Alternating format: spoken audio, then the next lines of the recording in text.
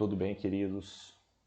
Obrigado novamente por estarem me acompanhando aqui no canal. Eu apresento a vocês, dessa vez, uma novidade, né? Estou desviando um pouco daquela série de aulas de História do Irã, e aí eu resolvi adentrar um pouco mais na literatura iraniana, ou a literatura fácil, né? Persa, como conhecemos aqui desde as referências helênicas sobre os persas, né? E aí eu decidi trazer uma obra que chama As Sete Princesas, ou Sete Beldades, Raft Peikah, de Nizami de Ganjar, né? Nizami Ganjavi. E é, sem dúvida, uma das obras mais lindas da literatura indo-europeia, como Ritter já escreveu, né? E aqui na imagem temos uma belíssima composição do protagonista da obra, né? Que é o príncipe Baran Ikur, que vai visitar um dos pavilhões de uma das beldades do pavilhão de Sandro. Isso são 7 pavilhões, e aí cada um é um dia de semana, né? Nesse caso, uma quinta-feira, o príncipe vai visitar a princesa, né? Que está instalada no pavilhão de Sandro. Isso é uma ilustração de Shiraz, né? Feito no século XVI. Deixa eu só voltar aqui para fazer as considerações iniciais. Essa obra, ela tem um valor, um teor estético, erótico, moralista bastante significativo. Ela é um fruto da literatura sufi, né? E eu acho que isso revela toda a sua beleza poética, dos versos cantados. E, desculpa a interrupção, eu acredito que isso compõe uma das mais belas manifestações do conjunto de obra do escritor Nizami Ganjavi.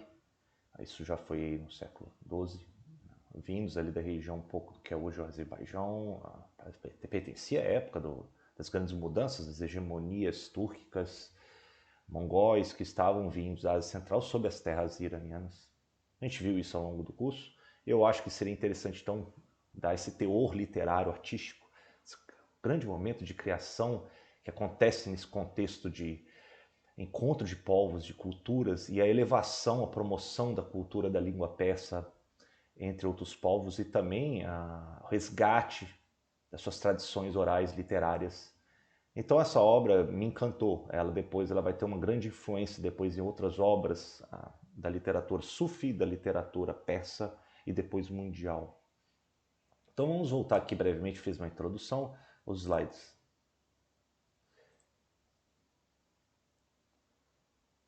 Bom, o Raft Peikah, na verdade, compõe um épico romântico, né, de Nizami Ganjavi, que vem do século XII. O título pode ser traduzido mais ou menos como uns 7 retratos, ou 7 princesas, ou 7 beldades, belezas, né? E as traduções são todas válidas, né? O poeta em si, ele explora intencionalmente a ambiguidade dessas palavras. E essa é a parte central, né? Do príncipe Baran Igur, que ele conta, isso faz parte do conjunto de obras do Nizami, do Ramsa, né, que foi reunido depois. As edições vão ser primeiro para público europeu. Primeiro vai vir com a grande obra do Helmut Ritter e do Jan Ripka, né, que foi publicado em Istambul, em Praga, em 1934, com base em 15 manuscritos que compõem o Ramsa e de litografia feita em Bombaim, no século XIII. Essa edição do Ripka, né, e Ritter, ele é das mais famosas, ele vai servir depois de base para outras, né. Temos aí uma tradição já vindo dos russos, né, que foi publicado em Moscou em 87 com Majemarov. Temos também uma tradição iraniana, claro, do Dastgert, que foi de 1936. E depois temos aí outras edições que vão vir com Wilson, de 1924, não muito boa, uma versão em prosa do italiano Balzani, né, Le Sette Principessi, né, que foi publicado em 1967, baseados na versão do Ritter e Ripka, tá? Então é uma grande fonte. E finalmente uma versão em inglês do Meizami, que foi publicado em 1995 em verso livre e semi-livre, né? Além de outras versões que vão vir, como do Gelk, em prosa na língua alemã, né?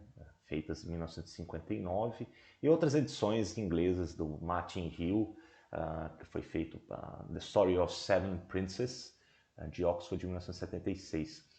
Bom, eu tenho aqui já a data, uma das publicações, claro que isso aqui já é uma peça de museu, e aqui temos retrato do próprio escritor, né, o Nizami Ganjavi, e na sua obra reunida e belíssimamente ilustrado, o Ramsa e Quinteto.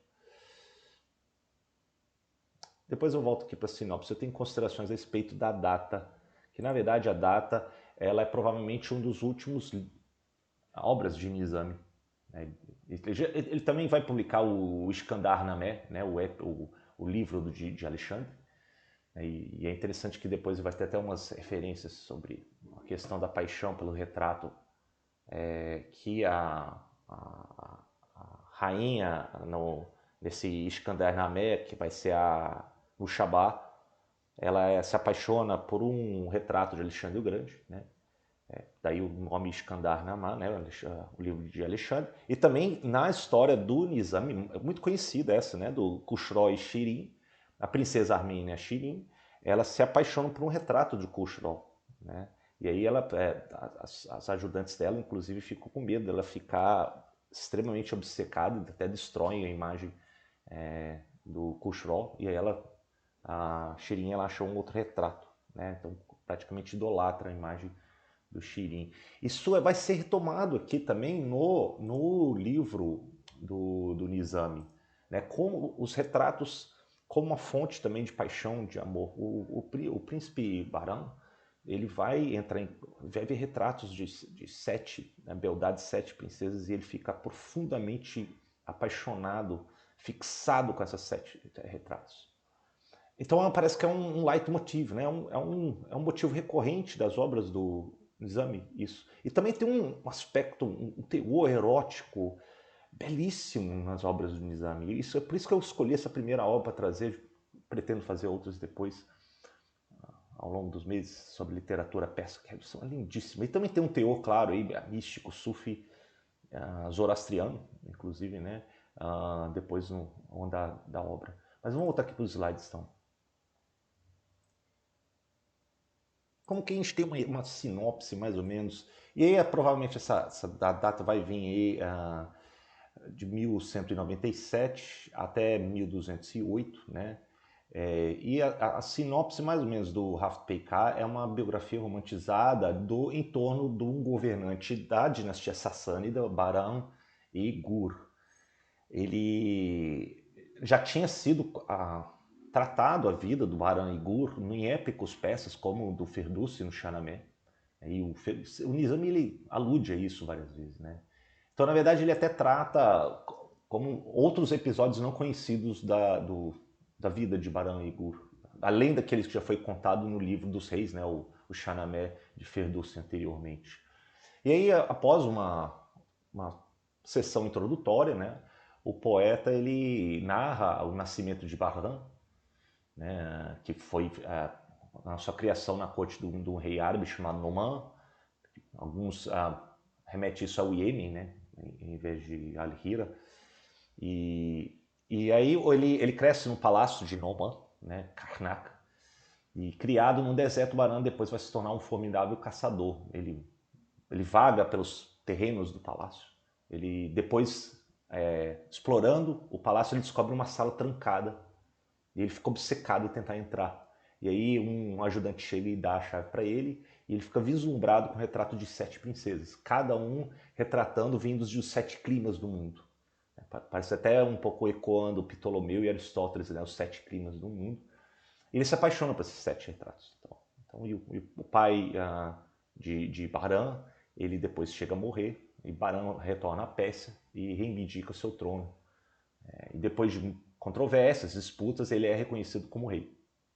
Ele vai resgatar o seu povo da Guerra da Fome, e depois Nizami ele retoma a história de expedições de caça de Bahram, E eventualmente ele chega a. Eu não sei se aqui tem um retrato dele, uma das caçadas com uma das suas escravas, Safitna, né, que está aqui. E aí ele vai. A escrava, na verdade, ela tem uma. Ela é muito uma língua solta, como se fosse falar. E aqui, no caso, no Xanamé, ela é retratada como ela é castigada por isso. Mas aqui na obra de Nizami tem uma diferença. O Baran, ele aprende e ele perdoa. Ele dá uma lição de clemência. Isso já é um passo de um aprendizado que o próprio rei começa a ter ao longo do livro, né? E depois o rei vai em busca dessas 7 princesas, né? E ele depois começa a colocar elas como potenciais noivas, a tradição até mesmo dos bizantinos, né, que buscavam em várias regiões do Império Bizantino para depois comporem como noivas, né? E aí o Baran ele ordena um arquiteto para construir 7 cúpulas para abrigar essas novas esposas. São 7. E são 7 no sentido de depois serem correspondentes aos 7 planetas, né, 7 cores. E ele ordena que o seu arquiteto vai construir essas cúpulas, esses pavilhões, e representando cada um dos climas que é regido por esses 7 planetas. E isso vai garantir, o arquiteto fala para ele garantir uma boa sorte. Então cada cúpula deveria ter uma cor associada ao clima e ao planeta da ocupante. E o Barão fica até cético a princípio, mas depois ele acaba concordando com o arquiteto. E aí as princesas começam a residir nesses pavilhões, né? O rei, deixa eu ver se eu tenho algum outro retrato aqui. Aqui tem, tá vendo? Elas estão aqui com 7 pavilhões, as cores, cada um das 7. E depois o rei, ele acaba visitando cada princesa em dias sucessivos da semana. Então no sábado ele visita uma princesa indiana, regida por Saturno, na cúpula negra. No domingo, uma princesa grega, regida pelo Sol, na cúpula amarela, e assim adiante, né? Eu vou falar um pouco mais das 7 princesas. E cada princesa vai presentear o rei com uma história que combina com o clima, a sua origem e sua cor.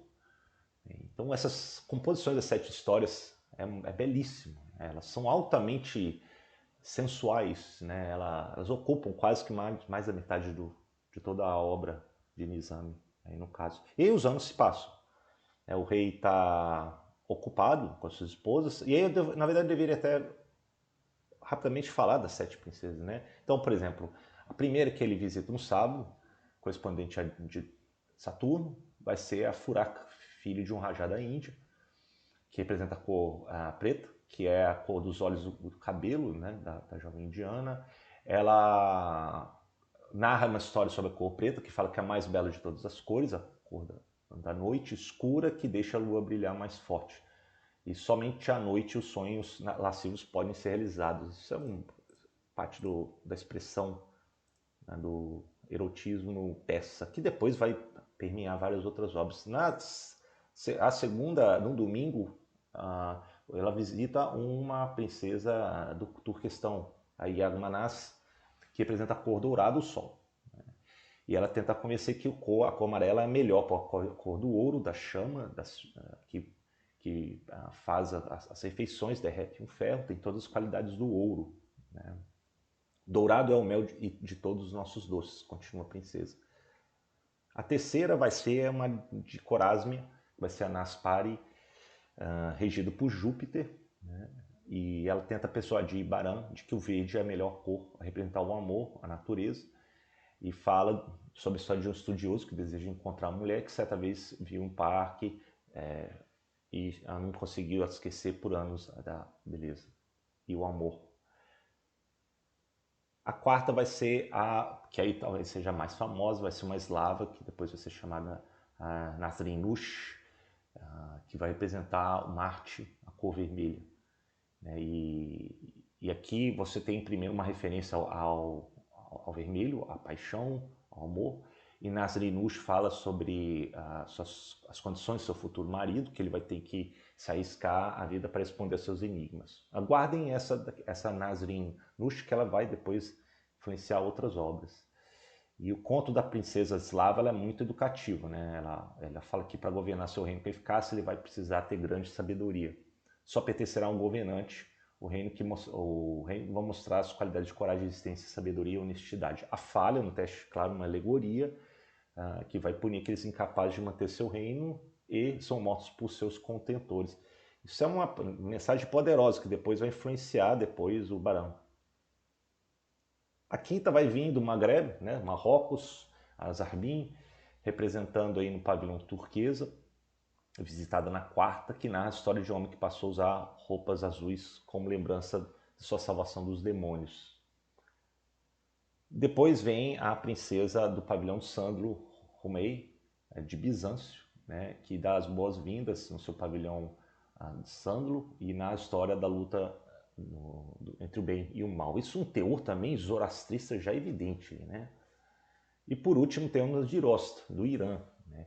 Girost significa saudável, da casa de Kaik House, né? Então isso já vem da tradição até mesmo do Shahnameh, que representa o branco, né? E Baran entra no pavilhão na sexta-feira e fala da história da inocência, da pureza do branco, né?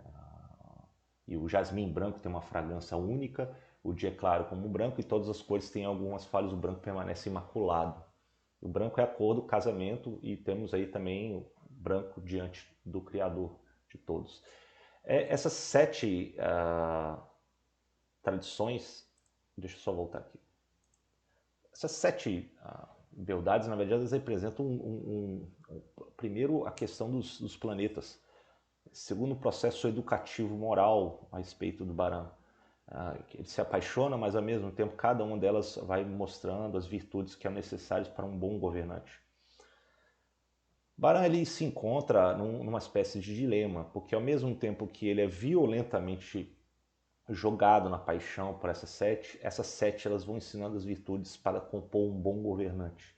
Então, na verdade, ele tem que deixar essas paixões obsessivas sobre essas cada 7 para sim se tornar um grande governante. Senão, se ele ficar distraído com as caças, com as tentações, as paixões, ele vai perder o reino dele.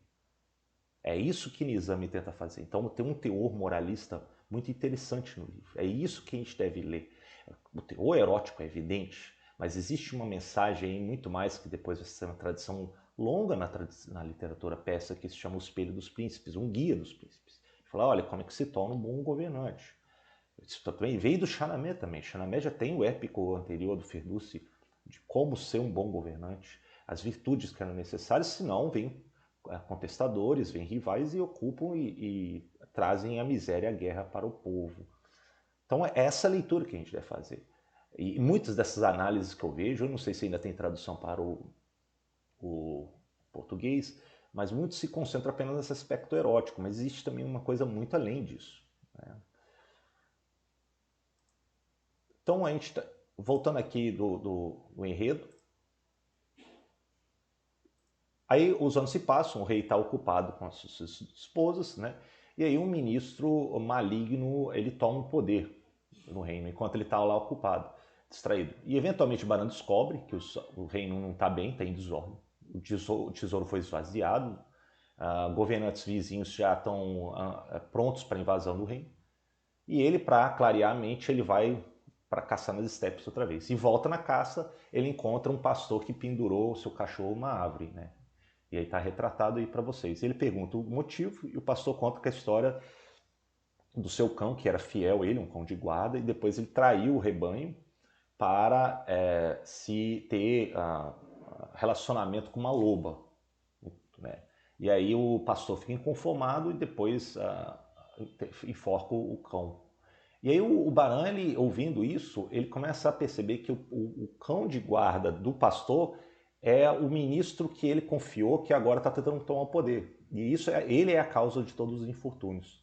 Então ele vai investigar o ministro e depois ele começa a ouvir vários queixosos, né? Escolhe 7 inclusive, novamente, falando do que eles sofreram sobre esse ministro, das injustiças que eles sofreram. Então isso é quase como se fosse um reflexo meio sombrio, né? O contrapeso da história das 7 princesas. Agora são 7 pessoas que sofreram o ministro.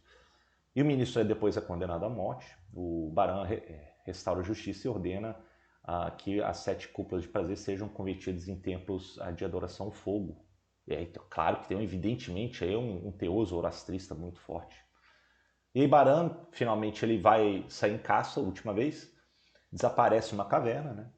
E aí tem até um trocadilho, porque ele, na verdade, ele vai em busca de um burro selvagem, que em face é Gur, mas também ali ele encontra a sua tumba, e tumba também em face é Gur. Então temos o que temos aí como características? Deixa eu só ver aqui como é que. Aqui também temos, por exemplo, ele encontra um fanfarrão afogado num poço, então tem um teor moralista aí falando da soberba da pessoa que vive falando das suas qualidades, depois ela acaba sendo afogada, uma espécie de justiça. Essas iluminações, as ilustrações são belíssimas, né? Deixa eu só voltar aqui rapidinho, então. Então temos aí uma composição moralista, as ilustrações belíssimas. Aqui é claro que é uma introdução, um breve vídeo, mas eu queria primeiro mostrar qual é a mensagem central da obra de Nizam. Né? Claro, a edição que fica mais conhecida vai ser a de Rita e Picard, que vai ser a edição tcheca. Da República Tcheca vai ser as palavras de um crítico. Rita, ele fala que é o mais belo representante da poesia persa, uma das mais importantes criações poéticas da literatura indo-europeia. Difícil discordar isso, né? E ele, claro que bebe de fontes persas anteriores, ele bebe do épico o Shahnameh, ele bebe de versões orais anteriores, como por exemplo a história presente nas lendas do Siasat Nama, do Nizam al-Mulk, a história de onde ele tirou a história do pastor e do cão infiel. As 7 histórias das princesas provavelmente vêm de obras anteriores, né, mas não se sabe de onde que veio, isso provavelmente veio de uma tradição oral anteriormente. Você tem a história da Slava, né, a quarta princesa, é uma versão mais antiga de outro conto, talvez de Nizam. E é interessante porque, no caso, depois houve uma tradução de Petit Delacroix, que vai recontar essa parte dessa princesa que ele coloca como vermelho, que vem da China, e nomeia essa princesa, esse francês, como Turandot. Né? E isso vai depois ser, só voltando aqui, isso vai ser depois apropriado por Puccini, que vai depois compor a obra Turandot, né? Percebam que ela está aqui situada não como eslava, mas sim como uma princesa da China, e aqui leva também a cor vermelha. E eu acho que, no geral, o Raft Peikar é uma obra-prima da literatura erótica, né? Mas ele é profundamente moralista. Né? Ela é um tratado, sim, tem questões de astrologia, mas não é apenas isso. Né? O ponto mesmo central da história é Baran encontrar a felicidade vivendo de acordo com as virtudes. Essas 7 cúpulas, 7 pavilhões são construídos de acordo com as propriedades das estrelas. Mas isso não é a causa da sua queda, da sua tentação. Né? Na verdade, é as suas virtudes, a justiça que importa. Somente Baran, deixando de se enfeitiçar pelos prazeres, as 7 pavilhões, ou atendendo às queixas das 7 vítimas da tirania, Baran adquire o status de um verdadeiro herói. Né? Essa mensagem, que é até antifatalista, ela fala do protagonismo de Baran, que vai em busca de mudanças, transformações e das suas virtudes. Né? Inclusive, ele ouve por uma princesa que fala de um rei que, por causa de um horóscopo infeliz, ele renuncia ao casamento e depois ele toma o destino às suas próprias mãos. Então, essa é a mensagem de uma das princesas que ele tem, que vive, ele traz isso. Tem traços místicos sufis, tá? Na história da sétima noiva, de branco, isso é bastante evidente, mas não é apenas isso. Né? É muito mais do que uma alegoria sufista a obra.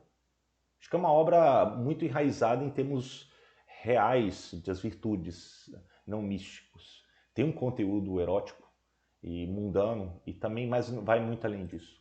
Então eu queria aqui, no geral, fazer as considerações finais. Eu acho que é uma obra que deveria ser lido por todos. Ela carrega as características de décadas do Nizami, uma tradição persa anterior. Eu que faço até apenas uma pequena provocação, no melhor sentido da palavra, para vocês lerem mais a respeito. E percebam que depois, como ela foi apropriada por Delacroix, depois Puccini em suas partes, e jogam como se fosse uma princesa da China e por assim vai. Mas você vê que a tradição persa, a literatura persa tem uma tradição magnífica. E eu acho que eu gostaria de ter feito isso, pelo menos uma homenagem sobre essa obra que me encantou muito. Tá bom, queridos? Até mais ver. Obrigado.